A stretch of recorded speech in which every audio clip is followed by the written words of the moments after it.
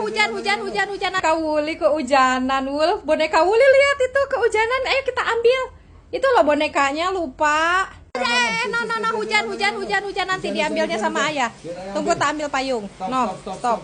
Itu juga nggak bisa langsung main orang bas. Kamu ya. Ini payung kok canggih banget, ada senternya juga. Iya, jadi kalau malam-malam gitu di jalan bisa ada senternya ke bawah. Dan ini payungnya bagus loh ngadapnya, jadi kalau ditutup nggak basah. Aku ambilin bonekamu jauh Jauh. Ya.